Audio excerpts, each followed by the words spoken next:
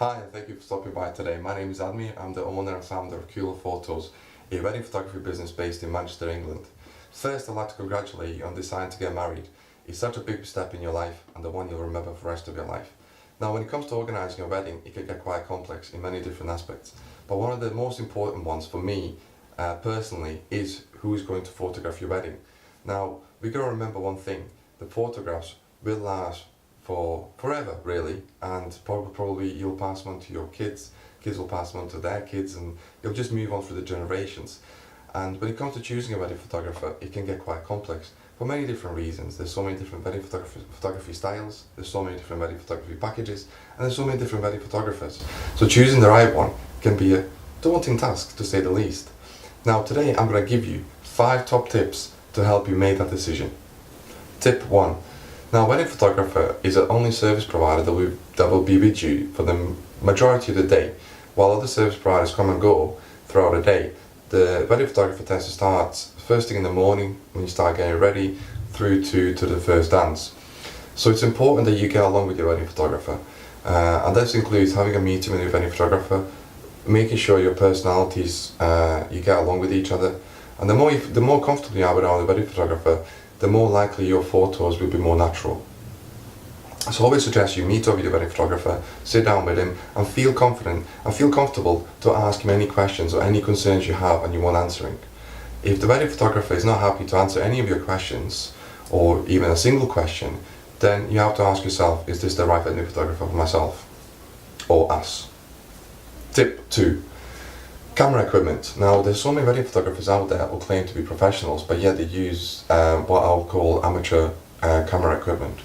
And the reason I say this, the camera equipment is so important, is not just for example, the camera I'm using to film this video now is the Canon Canon 5D Mark II, which is a full frame sensor camera. And there's so many different, I don't want to bore you and go into detail why I use this camera, but it's a camera that's used by many wedding photographers professionally, and not just in photography but also in video production. And I also have 2 cameras which I carry with me at all times throughout the wedding, and I also have a third camera which sits in the boot of my car usually. I shouldn't be saying that because someone could break into the back of my car, but yeah, I have a third camera which is a cheaper camera just in case 2 of the cameras I carry with me decide to break. So when you meet your wedding photographer, sit down with him and ask him to show you the equipment he uses. Ask him questions to why he decides to use that camera or the cameras, and always ask if the wedding photographer has a backup camera, because believe it or not, it does happen that the cameras will break throughout the day. It's very rare, but it does happen. If it does happen and you haven't got a backup camera, you are in trouble. Tip 3. The contract. Now, I get a lot of my clients who come across to me from different wedding photographers because they've been let down for many different reasons. For example, they don't answer their phone calls or reply to any of their emails, or they cancel the last minute, etc, etc. And the first question I'll ask my client is, did you have a contract with a wedding photographer? And in most of the cases they will reply and say no. And my next question will be, why didn't you have a contract? And they'll reply, because I trusted him or her. Now, trust is fine because we all need an element of trust between each other, but the contract's there to protect both parties, me as a wedding photographer and yourself as my client. For me personally, the wedding contract helps me be organized in your day. So I know exactly, the contract holds very important key details for me. For example, the address where the bride will be getting ready, all the times and details I need to know where I need to be at what time and what address I need to be. It also holds the contact details of the bride, the groom, at least one bridesmaid, the best man, any other contact details I might need on the day. For example, if God forbid my car broke down or something happened, I need to be able to get hold of someone, and I prefer to have the details of other parties in the wedding rather than the bride and groom, because I know they have a very busy day ahead of them, and the last thing I want to do is disturb them.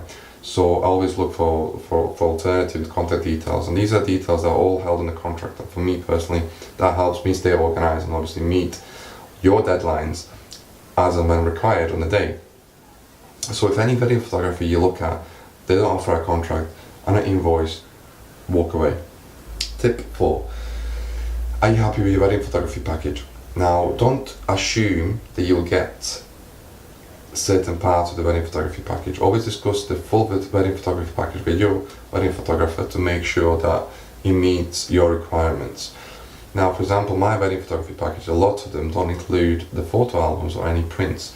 The reason I don't do that because a lot of my clients prefer the digital format, and then they can do them they can design albums themselves if they want to, or they'll come back to me after the wedding and say, I want a photo album, I want a digital book, I want a framed, certain size picture, etc., etc. So these are add-ons that I provide. Some wedding photography packages that other wedding photographers offer include a more standard photo album, certain number of prints, etc., etc. I don't tend to believe in that, because I feel that it's important for me to first experience the day itself, see how the day plans out, what pictures I get, and then I go speak to my client and I can make suggestions on what's the best way to move forward. It's obviously completely up to my client how they decide to move forward. Some clients will decide that they're happy to print the pictures themselves and make the album themselves. Some will come back to me and say, I want a big picture in my bedroom with a certain type of frame. I can accommodate that. They'll come back and say to me, I've seen this photo album that I would like to, I've seen all the pictures you've given me and I love them and I would like them in this order. Or can you go back and design the photo album for us and we'll pay you extra. So that's one of the important factors when choosing a wedding photographer as well. Make sure you check your wedding photography package, make sure you're happy with it, discuss any details you need before you sign that contract. Tip 5. Having a pre-wedding photo shoot, or some call it engagement photo shoot, can be very helpful as well. If you remember tip 1, I said that getting to know your wedding photographer is quite important, but there's no better way to get to know your wedding photographer than to actually have a pre-wedding photo shoot. Now this can be arranged in a local park. It's normally not included in the wedding photography packages most wedding photographers offer, so it's worth budgeting extra for that. And the reason I say you should do this is because it allows you to practice on the poses. It also allows you to test your wedding photographer. It also allows you to get to know your wedding photographer a little bit better and try to feel more comfortable around him in more comfortable circumstances, because on the wedding day things happen very quickly and there's only limited time the wedding photographer has with the bride and groom to achieve the desired results. So for both parties it's quite recommended that they have that pre-wedding photo shoot to get to know each other, practice on the poses, test on the pictures, see what works, what doesn't work, and also with the finished products when you get the pictures. You can use them for so many different scenarios. You can use them on your invitations, you can put them in your Facebook and build up to your wedding, and obviously it's nice to keep these for the future generations, as we mentioned with your wedding photographs, just to see what you looked like before the wedding and how much in love you carried on to be, and so on. So that's my 5 tips. Hopefully they'll help you make a decision on your wedding photographer. But before you go, I'd like to make you a special offer of my own. It's on one of my wedding photography packages, which is the best seller I have. Includes 10 hours of my time on your big day. That normally covers from the bride getting ready through to the first dance. You'll get around 300 plus images. Normally it works out between 300 to 600 images depending on how the day plans out, so I can't tell you the exact figure, but it's usually a minimum of 300, maximum of 600. This is a digital only format package, so you'll get your pictures on a USB stick. I'll also provide you with 100 as a bonus pack. I'll provide you with 100 optimized Facebook images that you can use on Facebook, Twitter, Instagram, etc. I'll also provide you a bonus, totally free of charge, A4 framed print of the bride and groom. And normally I sell this package for £1,000. Now at this time I'm offering as a very reduced price of $499, so that's 50% off of the normal price. It's only the downside to it is only for this year's wedding, so only weddings which are taking place in 2017. I have very few limited dates left, so if you are interested, you need to click on the button below, request a call back, complete a simple form, and I'll give you a call back and try to arrange a meeting with you as quickly as possible so we can speed up the process. If you're watching this on YouTube or Facebook, you'll probably if you look below you'll see a description field.